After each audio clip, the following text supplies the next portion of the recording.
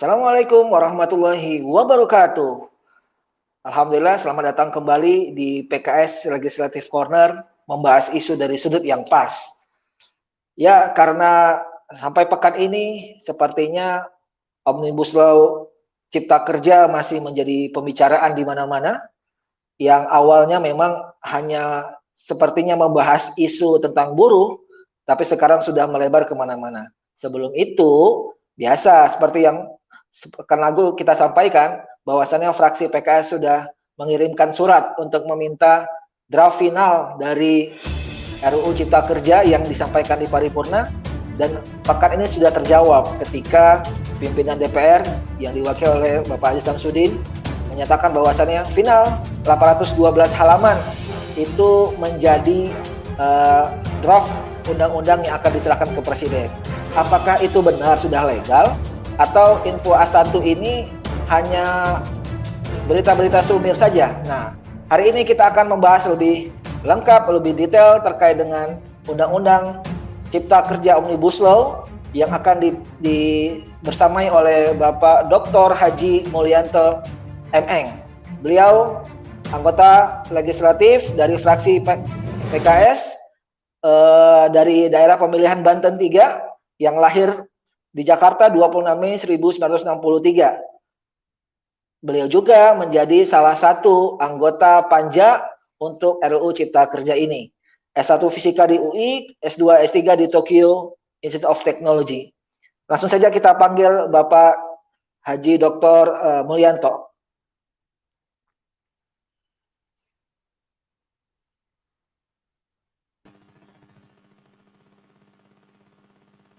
Assalamualaikum Pak Dokter. Waalaikumsalam warahmatullahi wabarakatuh. Apa kabar ini Pak? Alhamdulillah. Ya. Gimana Mas Ken? Alhamdulillah. Kayaknya ini makin ganteng gini kacamata. Iya siap. Kita langsung kayaknya Pak Mul sudah berkali-kali di webinar, di forum-forum lain. Ini kita akan bahas lebih detail sedikit di PKS Legislative Corner agar masyarakat tahu. Kita sekarang di channel PKS TV, PKS Fraksi DPR RI, juga di Facebook, lagi live sekarang, insya Allah ditonton oleh ribuan pemirsa yang ada di seluruh Indonesia, kayaknya juga di luar negeri gitu Pak. Ya, ribuan ini. Iya. Dan insya Allah kita akan coba membedah satu persatu. Langsung ya Pak Mul ya. Ini udah nggak sabar nih kayaknya pemirsa nih. Waduh, kayak lagi nonton ini Lendong Bocah. Iya, ini Rabu kemarin rasanya viral juga video Menkominfo Bapak Joni G. Plate ya menyampaikan di salah satu talk show Mata Najwa, bahwasannya beliau menegaskan bahwasannya kalau pemerintah bilang hoax itu ya hoax gitu. Nah ini pemerintah sebelumnya memang melalui Presiden Jokowi sempat presentasi, padahal draft final yang rasanya beredar itu juga cukup banyak versinya. Pak Mul melihat ini seperti apa kondisinya bagi Pak Mul? Iya, kita tuh harus menempatkan negara bukan sekedar sebagai negara kekuasaan ya. Kalau pemerintah bilang hoax, mesti hoax. Ukurannya kan kebenaran itu adalah ada kriteria, ada pembuktian selalu ya.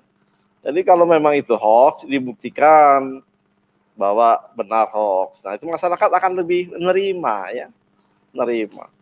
Masyarakat ini kan kalau melihat perkembangan ya proses undang-undang RUU Cipta Kerja ini kan dengan dokumen yang dihasilkan, itu bagaimana perasaannya ya?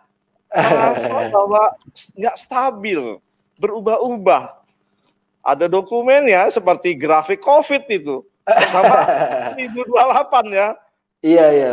Dari 900 berapa? Naik lagi 905 di paripurna. 5 kan 9 Oktober 5 Oktober naik lagi 135 ya. Iya 1028 1052 turun lagi menjadi 812. Masyarakat itu bingung karena masyarakat itu membutuhkan kepastian ya kan gitu. Iya butuh kepastian, dan kepastiannya itu dengan data. Jadi ini pemerintah yang menggunakan pendekatan kekuasaan untuk setiap statementnya, itu tradisi yang kurang baik ya. Saya lihat. Kita harus betul-betul terbuka, syarat dengan pembuktian data. Itu Mas kayaknya. Iya, kita juga mendengar semasa itu ya memang ada beberapa warga negara yang diciduk, ditangkap polisi karena memang menyebarkan hoax. Itu kan menjadi riskan sekali ya Pak Mul. Padahal memang DPR sendiri memang belum keluar gitu, sehingga wacana dari masyarakat itu memang terbuka luas gitu, dari sumber informasi yang dari mana saja gitu ya Pak Mul. Iya, aspek ini terus terang saya prihatin ya. Apalagi ada gambar-gambar mereka diborgol ya. Iya, sampai diborgol kayak tahanan pencuri atau pembunuh gitu. Padahal mereka para intelektual. Betul. Jadi seorang intelektual yang diborgol di hadapan publik, diperlakukan sebagai pesakitan, padahal hanya soal perbedaan pandangan politik. Bukan mereka melakukan tindakan kriminal. Ini harus kita bisa bedakan. Saya masih ingat itu pernyataan Pak Habibie. Penjara itu hanyalah tempat untuk para kriminal. Bukan tempat untuk orang yang berbeda pandangan politik. Pandangan politik itu sah-sah saja. Apalagi dalam bingkai kesatuan negara Republik Indonesia berdasar Pancasila. Beda-beda soal cabang-cabang kecil itu bisa apa istilahnya? Meningkatkan harmoni dalam bernegara ini. Kan gitu ya. Betul, Mas Iken senang pedas, saya senang manis. Boleh-boleh aja. Nggak bisa disamain ya Pak Mul. Nggak bisa, masa saya disuruh makan pedas yang doyannya manis, ya kan? Berat ini. Gitu Mas Iken. Saya prihatin terang aja ini. Ya, semoga segera selesai prosesnya dan bisa dibebaskan dengan leluasa begitu. Kita masuk sedikit ke konten Pak Mul. Siap. Jadi kita masyarakatnya pengen tahu. Jadi 812 ini kan berdasarkan apa? Kalau katanya Bapak Aziz Samsudin melalui konversinya kemarin, ini adalah tidak jauh berbeda dengan 1035 yang satu hari sebelumnya sudah dipresentasikan atau dirilis oleh Sekjen DPR RI bahwasannya itu adalah sudah final.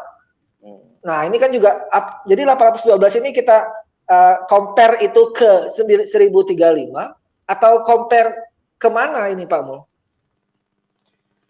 Ini masalahnya, mengcompare antara satu dokumen dengan dokumen lain. Ada pepatah Melayu, jangan menambatkan perahu pada perahu. Jadi kalau kita mau menambatkan perahu, jangan pada perahu juga.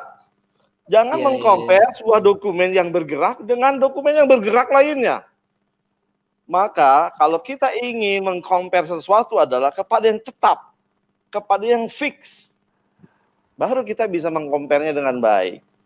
Sekarang pertanyaannya, 8112, apakah dokumen yang sudah fix, sudah formal? Nah kalau iya, maka dia harus dibandingkan oleh dokumen legal yang sah. Sebetulnya itu hanya ada di dokumen Panja yang terakhir. Iya. Itu yang udah sah, tidak boleh bergerak lagi. Kenapa? Karena kalau yang 5 Oktober setelah terbit itu kan ditarik kembali karena ada beberapa cacat. Itu adalah dokumen yang bergerak. Nah ini yang perlu kita melihat. Karenanya masyarakat ini saya lihat ya, memperhatikan betul. Apakah ada menurut mereka? Wartawan yang sering bertanya, apakah ada gak ini pasal selundupan? Malah bergerak-gerak gini, dokumennya tebal, pasalnya banyak, kalau diselundupkan gak ada yang tahu. Enggak kan? Ini yang menjadi perhatian mereka. Di tengah dokumen yang terus berubah ini, di dalamnya itu, adakah yang tidak pernah dibahas di Panja, tiba-tiba ada di sana? Itu yang menjadi pertanyaan mereka, masyarakat secara umum. Dan kita berharap, kita ambil betul. Ya. Kita ambil contoh yang menjadi perhatian besar kemarin itu ada ketika buruh yang pasal 1156 yang frase paling sedikit di existing kemudian berubah paling banyak di 905 dan akhirnya di 812 ini itu hilang, tidak ada paling sedikit ataupun tidak ada paling banyak. Nah ini kan kita mengacunya kemana sebenarnya? Apakah mengacunya ke Panja? Ke Panja. Hasil Panja pleno terakhir itu dia. Betul.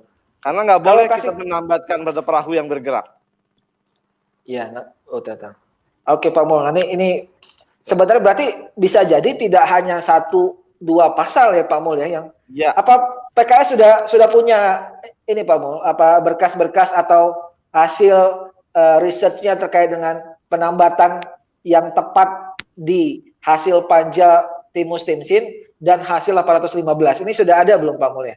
Nah, ini alhamdulillah ini kan kita kan di fraksi dengan tenaga ahlinya yang banyak dan ahli-ahli itu membedah terus hasil-hasil Timus Timsin, hasil-hasil pleno panja terakhir itu adalah dokumen final mengikat secara substansi. Nah, inilah yang menjadi acuan kita untuk memeriksa. Yang utama adalah kita periksa dokumen 812. Kenapa? Itu yang harus kita periksa. Karena itu yang secara resmi dikatakan oleh pihak Sekjen, DPR melalui wakilnya, ini adalah dokumen final resmi. Nah, kalau ini final resmi, maka kita compare kepada hasil panja. Nah, ini sedang proses menyisir ini. Ini pekerjaan besar karena tadi kan 812 halaman dengan hasil panja yang juga banyak. Nah, ini pelan-pelan, klaster per klaster, tema per tema, sedang kita analisis perbandingan. Mudah-mudahan lancar ya, tidak ada hal-hal yang aneh-aneh gitu. Harapan kita kan demikian. Kita sebagai partai yang menolak, ya bukan berarti husnujon, di dalamnya udah pasti itu ada selundupan. Tidak, dan tidak ya. Tapi kita perlu memberikan jaminan. Kita perlu memberikan kepastian kepada masyarakat. Oh, masyarakat, teman-teman, saudara-saudara sekalian, kami udah periksa loh, ternyata alhamdulillah itu sesuai dengan hasil panja. Nah, kan masyarakat tenang ya. Kalau itu yang terjadi hasilnya. Tapi kalau tidak, wah kan berarti kan ada yang tidak betul di dalam proses ini. Betul. Nggak boleh itu. Ya. Kalau tadi bahasa kemarin tuh Ketua Balek, Ketua Panja sekaligus menyatakan bahwasannya ini terbuka, berarti emang harusnya proses kemarin tuh terbuka ya Pak Mul ya, tidak ada lagi yang ditutup-tutupin sehingga itu memang bisa diakses publik apa yang disampaikan di TV parlemen dan pembahasannya, benar ya Pak Mul ya? Saya kan anggota yang ada di dalam ya, tapi ketika teman-teman yang di luar nanya, wartawan, buruh, mereka komplain. Ada beberapa rapat Timus Timsin katanya mereka nggak bisa diakses, tertutup. Yang kedua, yang ditayangkan parlemen juga ya kadang-kadang nggak nayang gitu. Nah, pada bagian-bagian tertentu. Apakah itu kesengajaan atau hanya persoalan teknis komunikasi? Ya saya nggak tahu. Tapi mereka nggak puas 100% itu. Iya. Siap. Pak Mul, kita mau break sebentar, jadi setelah ini kita akan bahas lebih sedikit terkait dengan prosesnya, karena memang ini kan bisa menjadi sebuah argumentasi uji dari pertama uji formil ya, bahwasannya ini prosesnya bergantian naskah, ketidakjelasan naskah, atau juga bisa nanti kita bedah uji material yang tadi seperti Pak Mul bilang, ketika dijumpai nanti oleh tim di fraksi bahwasannya ada perbedaan antara yang disepakati di Panja Timus Timsin dengan yang file 812 itu bisa menjadi barang bukti bahwasannya teman-teman untuk melakukan judicial review nanti di MK. Nanti kita bahas lebih lanjut pemirsa sekalian, kita break sejenak. Mah, minta minum mah.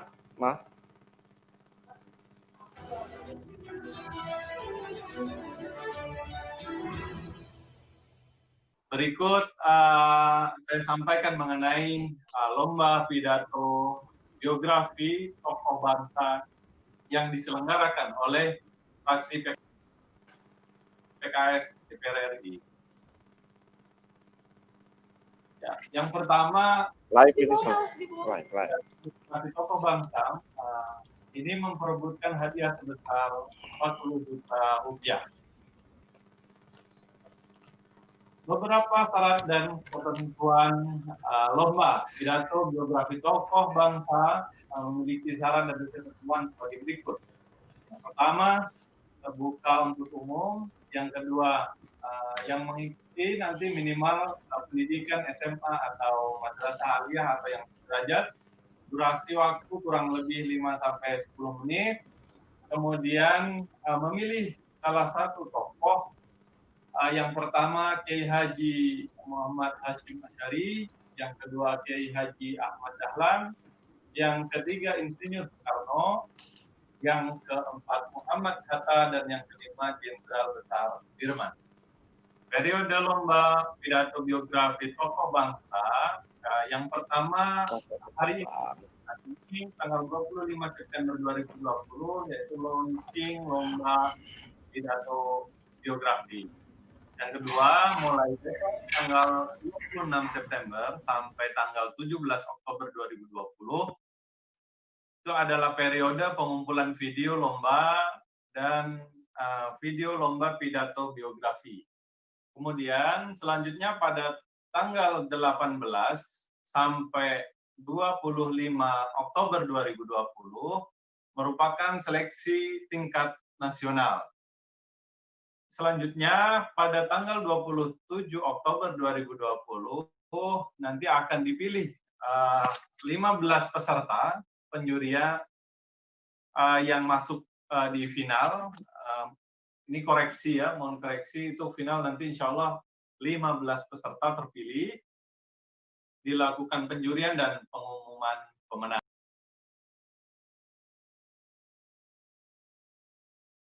Corner membahas isu dari sudut yang pas bersama Pak Dr. Haji Mulyanto. Baik Pak Mul, jadi kita coba membahas terkait dengan janji yang disampaikan oleh Menko pada waktu raker RUU Cipta Kerja di Bala kemarin, bahwasannya setelah ini pemerintah akan menyiapkan peraturan-peraturan pendukung, peraturan di bawahnya yang diupayakan dalam waktu sesingkat-singkatnya, kurang lebih 1 bulan bahkan. Nah kemudian Bapak Jokowi itu menyampaikan di depan pleno lagi di kabinetnya, ini akan dikejar selama 3 bulan. Nah ini juga udah ada perbedaan juga. Nah Pak Mul mungkin yang pernah banyak bergelut di dunia birokrasi negara ini, seperti itu rasanya seperti apa Pak Mul? Hal yang biasa seperti itu cepatnya atau perlu waktu yang panjang untuk ngebahas turunan yang kita bayangkan ini lebih dari 70 undang-undang yang bersiko dan otomatis PP juga akan lebih banyak lagi. Bagaimana Pak Mul? Iya, kemarin kan saya juga mendengar itu dari teman-teman pemerintah bahwa PP-nya kan lebih dari 17 ya, belum Perpres ya. Iya. Bahkan yang muncul baru juga kan banyak ya. Jadi ketika pembahasan itu alot, akhirnya kita minta dijelaskan lebih detail di dalam PP. Di undang-undang kita beri kriterianya. Maksud saya, PP yang diperkirakan oleh pemerintah di saat awal dengan jumlah PP yang harus dibuat saat ini itu sudah berubah, tambah. Pemerintah bilang kami udah siapkan dari awal PP-PP itu. Terus saya sebagai orang birokrat tuh agak sedikit kurang yakin. Karena pembuatan PP kan sembarang, ada tahap-tahapnya. Ada tahap penyusunan, kemudian ada tahap yang disebut harmonisasi, ada yang diistilahkan tuh tahap ini pembahasan antar kementerian, PAK. Di kementerian tuh dibahas dulu antar kementerian ya. Setelah PAK selesai, di ujung akhir kan uji publik kepada publik. Nah, coba bayangkan sekarang PP yang keluarnya di saat akhir pembahasan undang-undang. Baru muncul kewajiban undang-undang. Penyusunannya juga belum, ya kan? Iya. Nah, ini nggak mudah. Kadang-kadang kalau kita lihat coba ya di pemerintahan sekarang, jangan heran ada PP yang nggak keluar-keluar udah 2 tahun.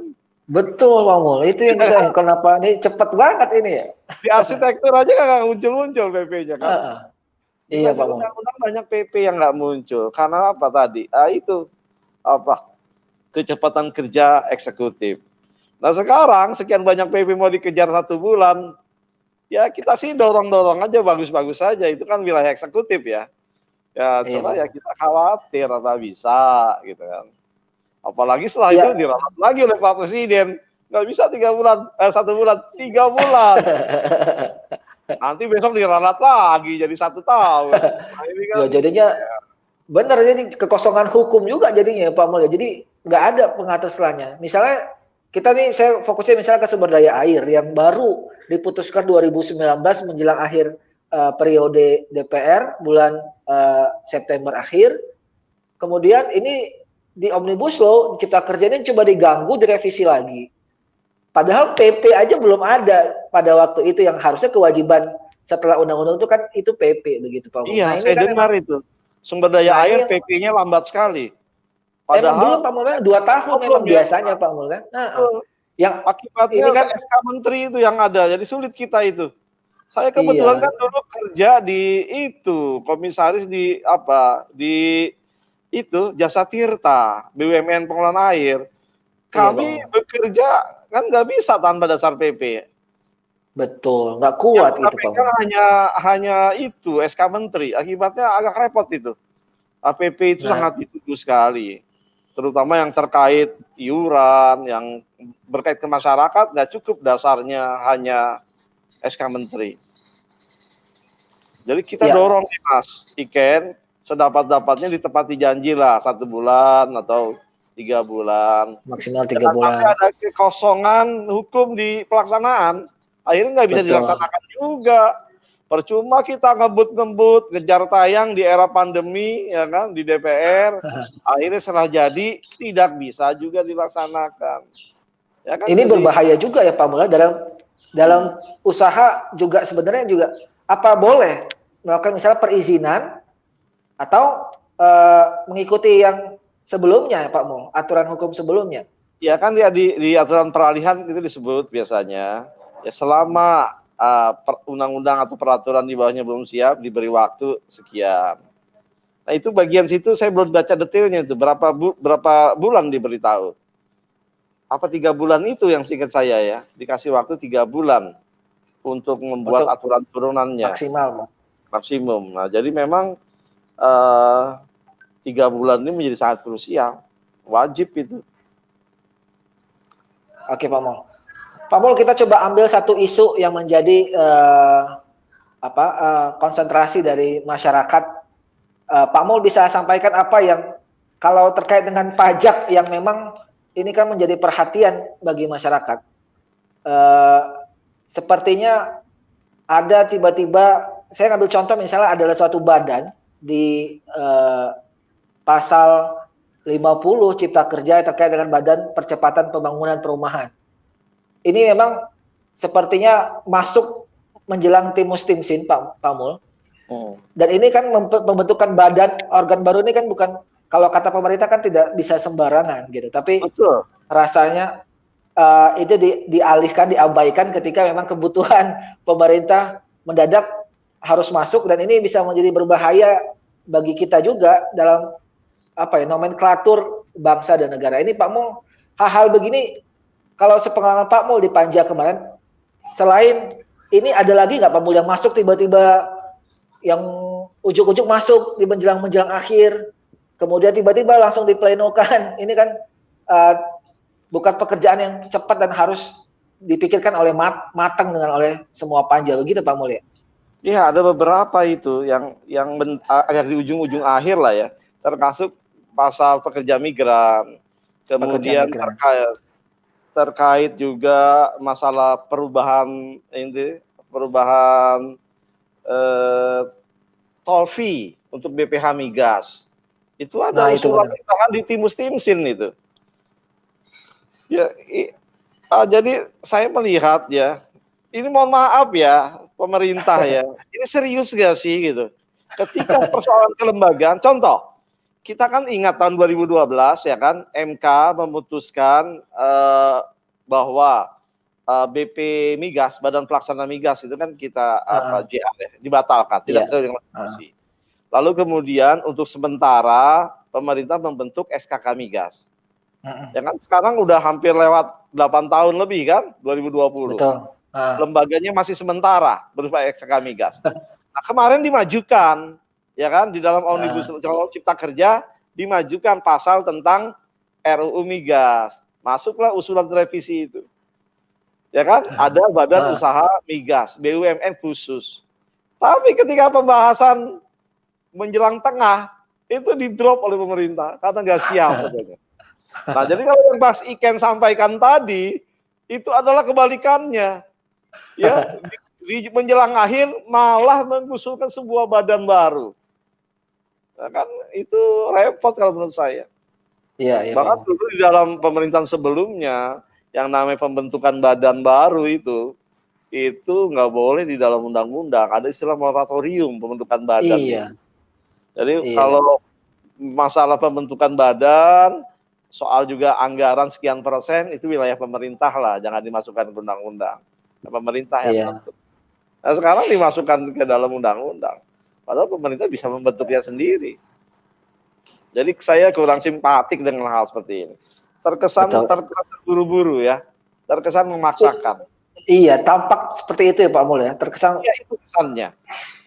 begitu. Dan masyarakat menangkap itu, saya lihat. Betul, masyarakat menangkap hal itu. Tidak hanya dirasakan oleh anggota panja, Iya, tapi juga iya. masyarakat. Ya, dan itu juga mungkin menjadi landasan PKS menolak ya Pak Mul ya.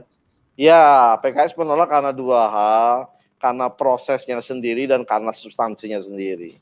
Kami melihat prosesnya terlalu terburu-buru ya, dengan menggunakan metode yang sangat baru, metode omnibus law kan, satu metode yang sangat baru ini. Itu kan punya dampak secara hukum ketatanegaraan ya, terutama pasal-pasal yang mencabut ya, sisanya kan jadi zombie nih, ruhnya diambil, undang-undang sisanya jadi zombie. Ya, buatnya kan? Dulu nggak sebentar juga gitu Pak Mul ya. Buatnya lama. Buatnya lama sekali dan masing-masing pasal kan terintegrasi ya. Betul. Ketika dicabut ruhnya dari pasal itu, sisanya seperti apa? Nah, yang 80 pasal, 80 undang-undang itu dibahas pada saat pandemi terjadi. Coba bisa padahal sudah ada perpu yang kita beri kewenangan. Padahal ada perpu, untuk apa sih buru-buru kan gitu. Perpunya udah ada kalau untuk soal COVID. Udahlah yang ini kita tunggu dulu. Nah, akhirnya oke lah kita masuk melihat bagaimana sih, akhirnya kita ikutlah dalam panja itu. Kita lihat memang betul ngebut kan, wah luar biasa ngebutnya itu. Tenaga ahli di PKS juga itu lembur terus, harus nyiapkan bahan tiap malam kan. Kitanya pagi rapat, siang rapat, sore sampai jam 10 malam. Ya kan tiap hari seperti minum obat. Ya kan? Hari Jumat, hari praksi masuk. Sabtu Minggu masuk, reses masuk juga. Ya kan?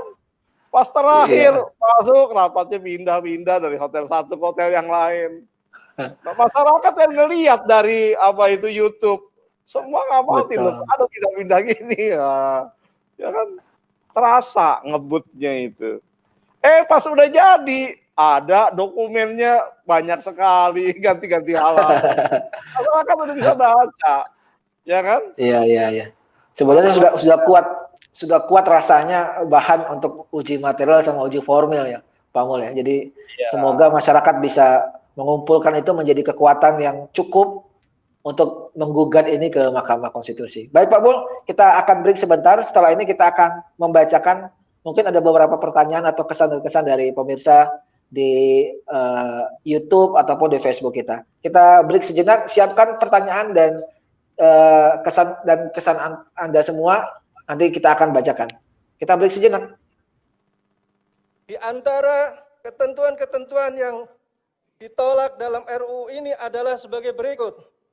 1. Kebijakan dalam RUU Cipta Kerja memuat substansi liberalisasi sumber daya alam yang dapat mengancam kedaulatan negara melalui pemberian kemudahan kepada pihak swasta dan yang kedua, RUU Cipta Kerja memuat substansi pengaturan yang merugikan pekerja atau buruh Indonesia melalui perubahan beberapa ketentuan yang lebih menguntungkan pengusaha. Hal ini tercermin dari perubahan pasal-pasal yang berkaitan dengan hubungan kerja dan pesangon. Ketiga, RUU Cipta Kerja memuat pengaturan yang berpotensi menimbulkan kerusakan terhadap kelestarian lingkungan hidup. Yang keempat, RUU Cipta Kerja berpotensi membuka ruang untuk liberalisasi pendidikan. Yang kelima, pembentukan Lembaga Pengelola Investasi atau LPI berpotensi bertentangan dengan konstitusi dan supremasi hukum karena substansi pengawasannya menutup ruang pengawasan dan audit keuangan oleh Badan Pemeriksa Keuangan, serta memberikan imunitas bagi pengurus dan pejabat pengambil kebijakan. Ketentuan tersebut juga bertentangan dengan prinsip equality before the law sebagaimana diamanatkan oleh konstitusi. Kebijakan dalam RUU Cipta Kerja terkait impor komoditas pertanian, komoditas peternakan, komoditas perkebunan termasuk pangan, pembukaan akses bagi kapal tangkap berbendera asing tidak sejalan dengan kepentingan nasional dalam rangka perlindungan dan kemajuan petani, nelayan, serta kedaulatan pangan. Nah, itu otomatis, Pak. Tuh. Tambah ya, Pak. 1 menit boleh, Pak. Ya, 2 menit. Oke, Pak. Substansi RUU Cipta Kerja berorientasi kepada fasilitasi pelaku usaha besar dan penanam modal asing daripada pemberian dukungan dan konsep kebijakan yang komprehensif bagi pengembangan dan pemberdayaan UMKM dan koperasi. Yang kedelapan, RUU Cipta Kerja memberikan kewenangan yang sangat besar bagi pemerintah, namun tidak diimbangi dengan sistem pengawasan dan pengendalian terhadap aspek penegakan hukumnya. Yang kesembilan, RUU Cipta Kerja mengatur bahwa maksimum kepemilikan bank umum syariah oleh badan hukum asing ditentukan sesuai dengan ketentuan peraturan perundang-undangan di bidang penanaman modal. Fraksi PKS berpendapat bahwa masalah kepemilikan bank terkait dengan masalah modal perbankan yang terkait dengan penentuan kesehatan modal perbankan seperti tingkat solvabilitas, likuiditas, KAR, dan cadangan kerugian sebaiknya diberikan kepada OJK atau mengikuti aturan atau undang-undang otoritas yang selama ini diatur oleh OJK. Pimpinan dan anggota DPR RI serta hadirin yang kami muliakan, fraksi PKS telah banyak menerima masukan dan sikap penolakan dari seluruh lapisan masyarakat, baik dari organisasi masyarakat, MUI, NU, Muhammadiyah, Kongres Umat Islam, dan berbagai pakar, dan aspirasi dari serikat pekerja, konstituen. Dengan memperhatikan itu semua, maka fraksi PKS menyatakan menolak rancangan undang-undang tentang Cipta Kerja untuk ditetapkan sebagai undang-undang. Demikian pendapat akhir fraksi. Iya, Pak. Bonus 30 detik ya, silakan. Halo, setengah menit. Demikian pendapat fraksi PKS ini kami sampaikan sebagai ikhtiar kita dalam mewujudkan keadilan dan kesejahteraan bagi seluruh warga negara Indonesia. Dan semoga Allah Subhanahu wa taala senantiasa memberikan kekuatan kepada kita untuk memberikan kerja terbaik bagi bangsa dan negara. Selamat datang kembali di PKS Legislative Corner, membahas isu dari sudut yang pas. Baik, Pak Mul, kita coba baca-baca aspirasi atau mungkin ada pertanyaan dari pemirsa sekalian. Mungkin bisa ditampilkan sedikit, host. Kita coba tampilkan sedikit. Dari Ahmad Zakaria, Bang Jack Channel.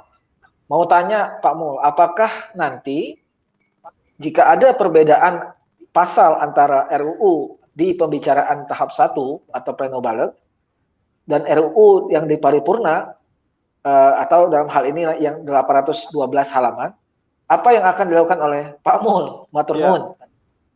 Tadi Pak Mul. Betul. Ini pertanyaan yang sangat luar biasa ini. Ini yang sangat sangat strategis dan fundamental ini. Jadi kalau ternyata pada dokumen 812 yang dikatakan sudah resmi dan final, ternyata berbeda dengan secara substansial dengan hasil keputusan panja balik pleno.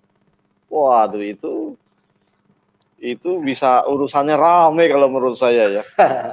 Karena apa? Itu kan menyatakan kalau perbedaannya itu hanya perbedaan redaksional, ya, karena itu kan menjadi tugas timus timsin ya. mungkin masih bisa kita maklumi. Tapi kalau dari hasil penelusuran kita ada perbedaan substansial, saya rasa itu tidak dibenarkan ya. Dan itu menjadi suatu masalah, sebuah kecelakaan ya dalam pembuatan undang-undang. Pasti ini akan ada satu proses solusi bagaimana terhadap hal itu. Jadi kalau menurut saya kalau itu terjadi ya, wah itu harus ada langkah ini ya, peninjauan kembali. Secara resmi DPR harus membuat sebuah proses peninjauan kembali. Tidak seperti kemarin kan hanya sampling ya, acak ya, untuk membuktikan bahwa ini sudah aman ya kan, diacak saja. Barulah dikatakan sudah oke, sesuai, sudah menjamin sama gitu. Tetapi kalau nanti ternyata dengan penyisiran utuh ditemukan perbedaan substansial, maka proses peninjauan kembali secara utuh harus dilakukan. Sehingga dapat dipastikan bahwa tidak ada satupun perbedaan. Kalau ada perbedaan sudah diperbaiki. Nah, baru itu sah secara substansi. Ini Pak Jack ya. Ya kita berharap nggak ada hal itu ya. Kalau ada hal itu namanya kan penyeludupan pasal ya. Kita berharap nggak ada hal itu. Atau sebaliknya Pak Mul, ketika perubahan itu menjadi positif di mata masyarakat. Yang tadi saya contohkan misalnya, tetap nggak boleh ya Pak Mul ya, tetap nggak boleh. Karena positif dan negatif itu kan relatif. Masyarakat menilai positif, tapi kan masyarakat sudah diwakilkan kepada wakilnya di DPR itu. Nah, mereka lah yang secara kolektif menilai dengan sudut pandang yang berbeda-beda, mereka berdebat, akhirnya memutuskan. Baik itu positif maupun negatif, menjadi satu, diputuskan. Ini loh, redaksional dan substansinya. Nah, ketika ini udah resmi, diputus, diubah, baik positif atau negatif itu kan relatif. Tapi yang jelas berubah substansinya, tidak boleh, harus kembali. Nah, jadi kalau sebagian masyarakat bilang positif, mestinya ada sebagian lain menyatakan negatif soalnya kan gitu ya. Kita nggak ingin terjadi perdebatan di masyarakat. Yang pasti adalah hasil balik pleno panja itulah yang mengikat sah secara substansi. Tidak boleh ada perubahan substansi di luar itu. Nah, itu mengikat sudah. Begitu Mas Iken kalau saya melihat. Siap. Ada pertanyaan lagi? Mau kita coba buka atau yang lain dari host? Dari Enjang Anwar Sanusi, mau nanya apa langkah selanjutnya dari fraksi PKS? Iya. Setelah ditetapkan undang-undang, kemudian ditandatangani oleh Presiden, mungkin itu maksudnya Pak Mul? Ya, kita ini kan masih melihat ya, menyisir, memperbandingkan antara dokumen resmi yang ada dengan yang sudah diputuskan oleh Panja. Tadi pertanyaan Pak Jack ya, itu langkah kita yang sekarang ini kan kita masih proses ya, belum menemukan hasil-hasil, masih belum lengkap ini saking banyaknya. Ya nanti kalau memang ini tidak ada suatu masalah kan berarti dokumen asli, dokumen resmi yang 812 itu sudah sesuai dengan apa yang menjadi keputusan pleno bala Panja. Nah, berarti kan ini udah adem ya, udah adem. Tinggal pertanyaannya dari segi substansi ini kan masyarakat banyak yang menolak, ya kan? PKS sendiri kan menolak. Jadi kalau kami sih menyarankan ya Pak Jokowi timbanglah apa yang terjadi di masyarakat ya. Kalau memang masyarakat menginginkannya itu kembali ke undang-undang existing, artinya nggak usahlah ada undang-undang Ciptaker ini, ya sudah dibuat aja Perpu gitu, yang ditandatangani Perpu gitu, misalnya demikian. Bisa juga masyarakat mengajukan judicial review baik formil maupun material ya. Kalau saya sih paling cepat ya Perpu aja gitu. Tapi semua wilayahnya udah bukan wilayah kami partai politik, sudah wilayah masyarakat, wilayah eksekutif. Nah, tinggal bagaimana eksekutif menimbang-nimbang kondisi yang ada, bagaimana baiknya. PKS tugasnya memberikan apa?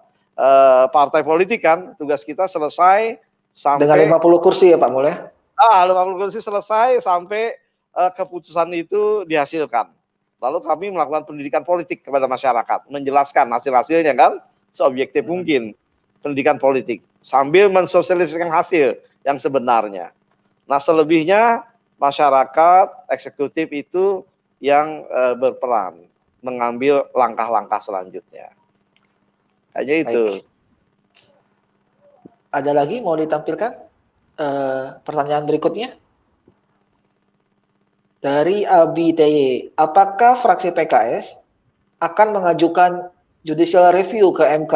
Ini pernah kita jawab juga di FNQ-nya fraksi nih Pak Mul. Iya, jadi mohon dipahami nih Mas Abi, kalau partai politik itu ada wilayahnya tuh di DPR ya. Kita tuh berjuang secara legislatif. Hasilnya kalau masyarakat tidak menerima, jadi masyarakat tidak menerima, masyarakat yang mengajukan judicial review. Jadi nanti apa istilahnya legal standingnya itu masyarakat itu. Kalau DPR yang ngajukan itu nggak boleh. Dia yang buat, yang ngajukan juga, jeruk makan jeruk gitu. Jadi masyarakat yang melihat gitu bagaimana apa pasal-pasal apa yang ingin di judicial review, termasuk apakah prosesnya ya secara formilnya yang diajukan masyarakat yang bisa. Paling kami kalau misalnya diminta, fraksi PKS minta dong dokumennya ada gak? Kami mau judicial review nih, minta dokumen 812, siap kami berikan. Kan begitu, paling kita membantu seperti itu. Ya, ya.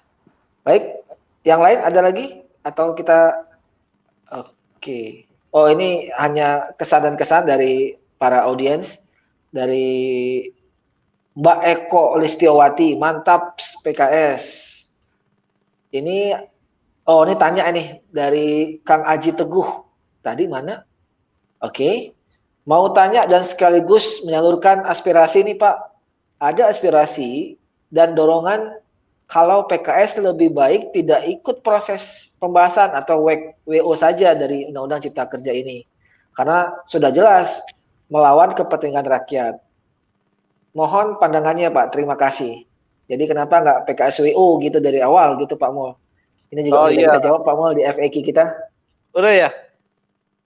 Apa jawabannya itu? Saya belum baca itu. Ya karena kita minimalisir mudarat Pak Mul. Silakan Pak Mul. Ya jadi sebenarnya itu. Jadi memang kita juga awalnya itu menolak, nggak ikut membahas di dalam panja itu. Karena kita melihat ini terlalu terburu-buru. Akhirnya kita putuskan tidak ikut. Cuma bersama berjalannya waktu ya, kita ikut ataupun tidak, pembahasan terus berjalan. Kita nggak ngerti apa yang ada di dalamnya. Masyarakat juga nggak ngerti kan apa yang terjadi. Ya, yang bertanya ke PKS, konstituen PKS kan nggak ngerti kalau kita nggak ikut di dalamnya. Akhirnya kami memutuskan, oke, kita masuk. Yang pertama tujuannya untuk mengkritisi pasal-pasal yang ada di dalamnya, ya kan? Mengusulkan pasal-pasal yang lebih baik. Ya, sudah belum tentu. Ternyata kita bisa melakukan itu. Ya, ada beberapa pasal kita usulkan menjadi lebih baik. Apalagi yang pasal-pasal keumatan tuh, tetap kita dorong agar yang melaksanakan atau penyelenggara haji umroh ya harus beragama Islam. Pengusahanya juga jangan pengusaha asing, pengusaha pribumi. Termasuk kehalalan fatwanya kan harus MUI, itu kan wilayah otoritas fatwa ya MUI para ulama. Hal-hal seperti ini kita masukkan. Nah, itu terjadi karena kita ikut, ya kan. Kalau kita di luar saja nggak mungkin itu peran itu bisa kita mainkan. Begitu juga di dalam ruang sidang. Ya kita nggak bisa langsung kita harus menyampaikan dulu pandangan praksi kita kan. Pandangan praksi kita harus kita sampaikan. Kita menolak karena ini harus jelas itu kita sampaikan. Kemudian kita lihat sesama di dalam DPR audiennya, suasana psikologis, sosiologisnya, tindakan kita seperti apa. Nah, tindakan yang kemarin tuh udah cukup tepat lah, ya kan? Kita menolak meskipun tidak walk out, jelas. Pesannya sudah sampai kepada publik, juga kepada teman-teman anggota DPR yang lain. Saya rasa dari pertimbangan aspek manfaat mudaratnya, apa yang kita lakukan kemarin, itu sudah yang paling pas. Jadi itu tuh, Mas. Jadi ya, kalau tidak walk out juga kan, Mas apa tadi tuh, Mas Aji ya, sudah paham sikap PKS kan. Sikap PKS sudah tegas dari segi substansi, menolak gitu, kan demikian. Ya, akhirnya beberapa pasal terkait dengan pendidikan nasional yang menjadi usaha itu juga dibatalkan. Banyak ya Pak Mul ya. Jadi beberapa ya, kita berjuang yang sudah mengurangi mudarat ya. Mengurangi mudarat gitu. Atau menambah manfaat bagi UMKM ya Pak Mul ya. Betul. Iya. Baik, kita break sejenak Pak Mul, nanti kita akan bacakan lagi setelah ini sambil kita akhiri forum kita. Masih terus kami tampung beberapa pertanyaan, silakan ditanya via YouTube ataupun via Facebook. Kita break sejenak.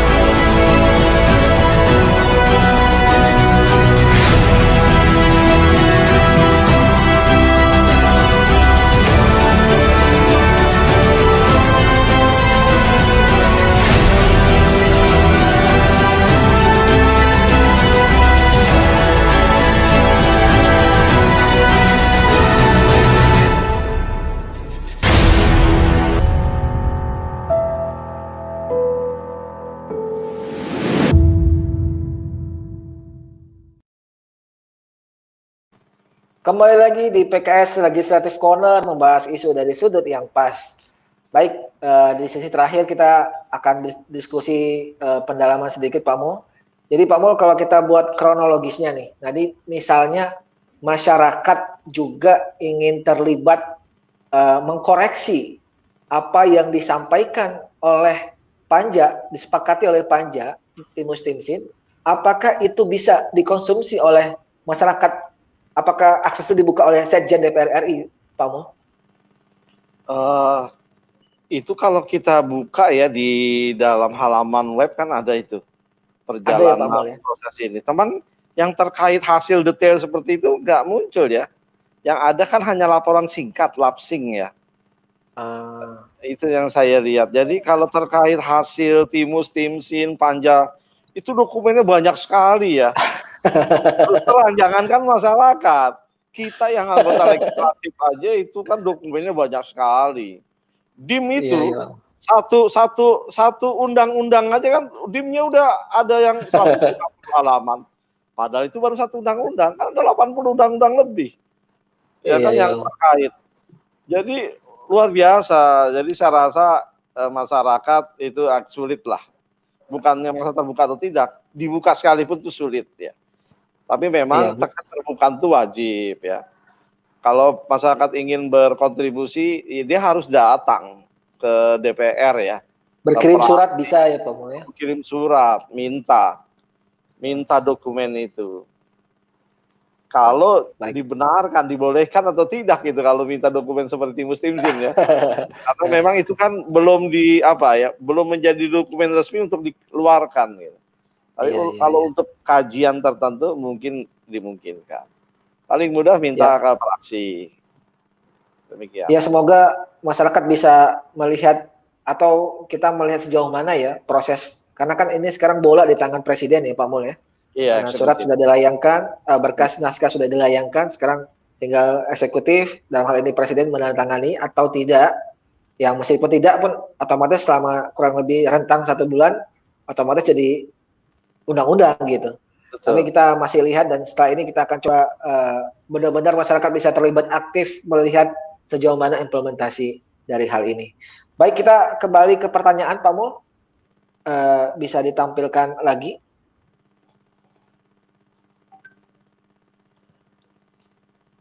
Dari kayaknya Mas Eko Widi Purnomo.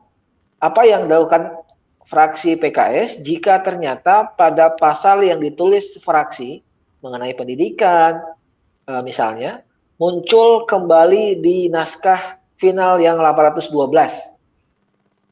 Sama nih kayak Bang Jack kayaknya. Sama tadi kita udah jawab.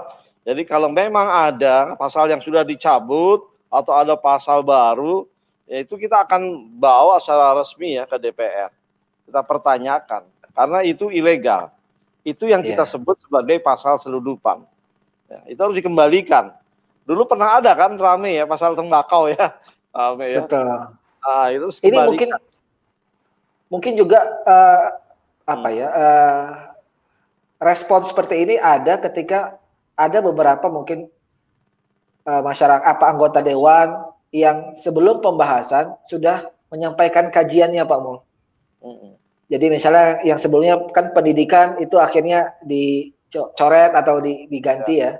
Atau kemarin yang viral kemarin yang pesantren yang akhirnya ini tidak diberlakukan, atau karena banyak masukan-masukan selama proses pembahasan yang begitu cepat sehingga masyarakat juga nggak tahu ini mana yang sudah diputuskan atau mana yang belum dibahas pada waktu itu. Nah ini begitu ya Pak Mul ya?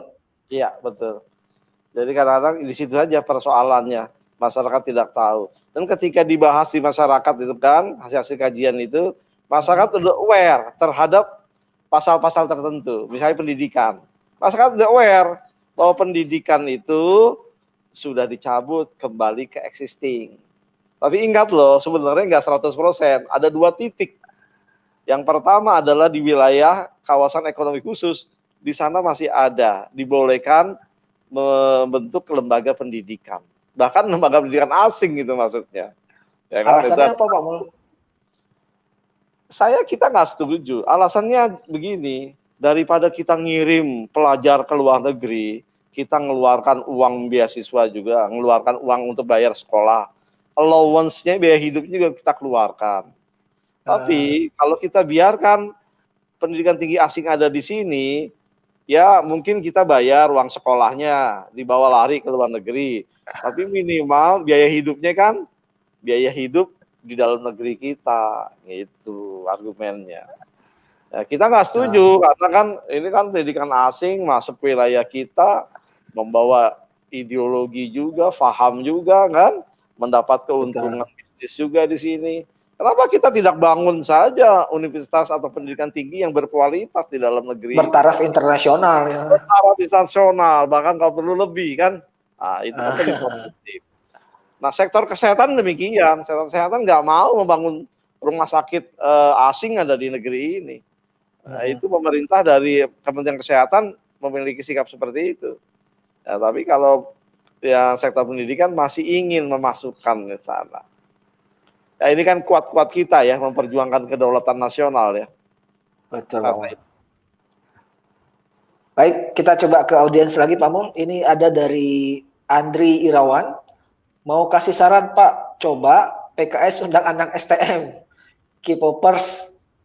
K-popers tuh semacam fansnya K-pop. Oh, ya. Atau apa nih? Wibu. Wibu ini aku aja juga nggak tahu. Dan anak-anak muda, anak-anak komunitas lainnya, ajak diskusi, bahas ini, biar sama-sama paham. Kemarin K-popers juga ikut ngeramein untuk menolak Omnibus Law.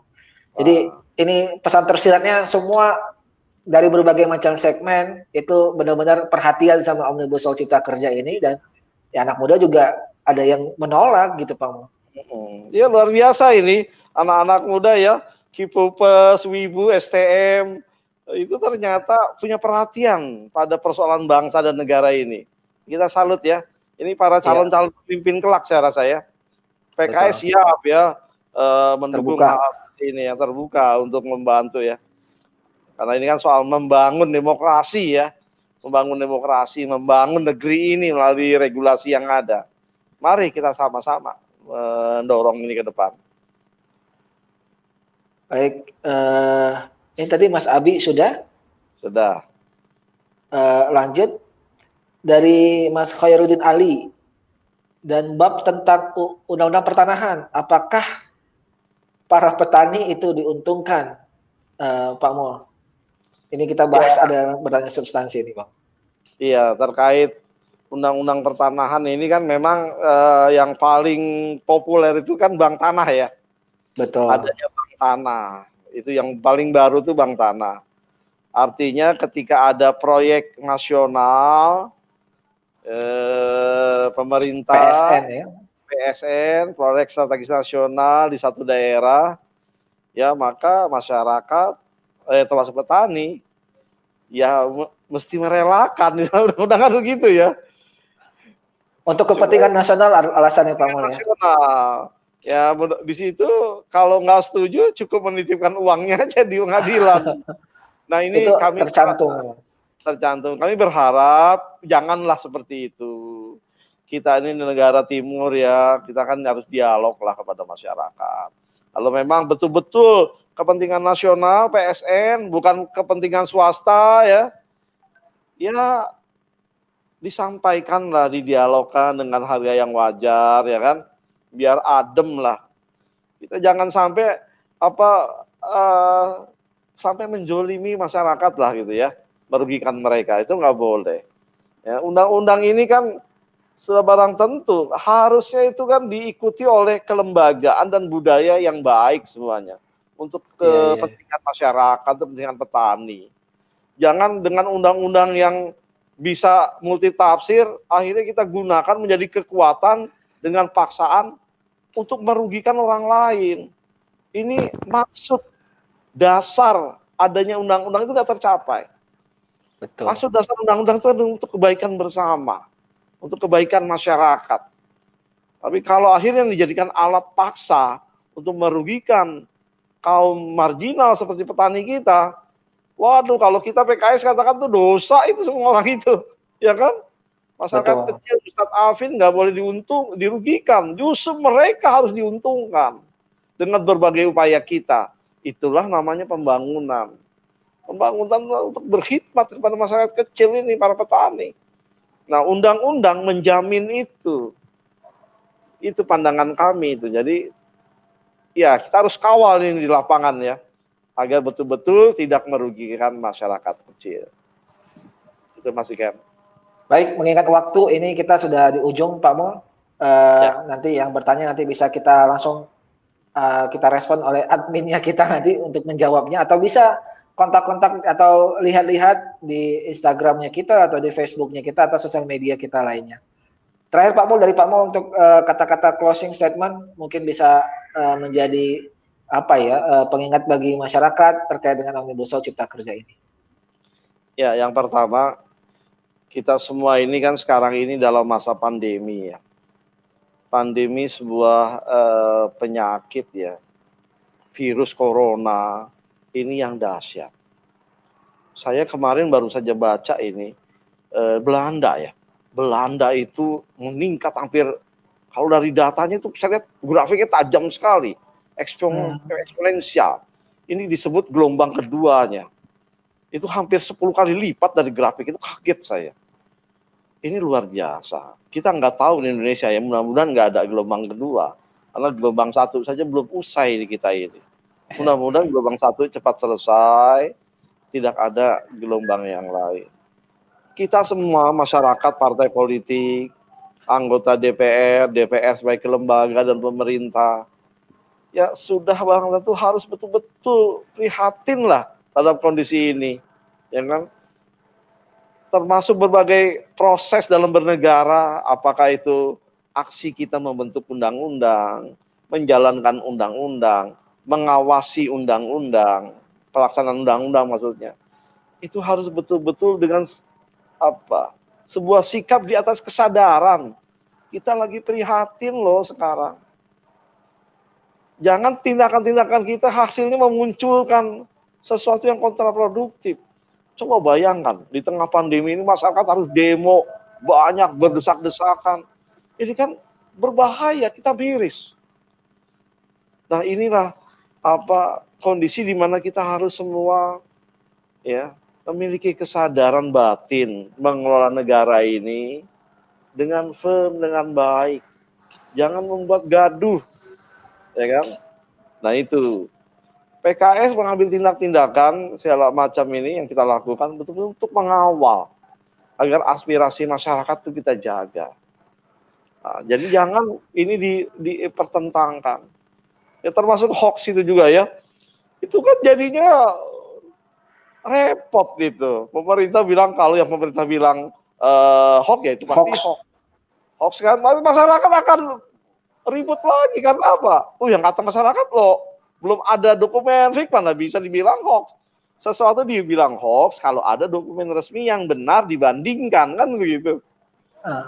Janganlah mengikatkan perahu pada perahu. Jangan menambatkan perahu pada perahu. Tambatkan perahu pada dermaga. Sehingga perahunya nggak akan diterjang ombak, nggak dibawa lari oleh ombak. Kalau menambatkan perahu pada perahu, dua-dua perahu itu ke bawah sama ombak. Iya. Yap, terima kasih Pak Mo atas pemaparannya. Insya Allah kita ketemu lagi di isu-isu yang hangat pekan depan, Jumat depan. Kami dari PKS Legislative Corner pamit, mohon diri. Assalamualaikum warahmatullahi wabarakatuh. Pamit. Waalaikumsalam warahmatullahi wabarakatuh. Jazakallahu khair. Anak pamit ya. Yap.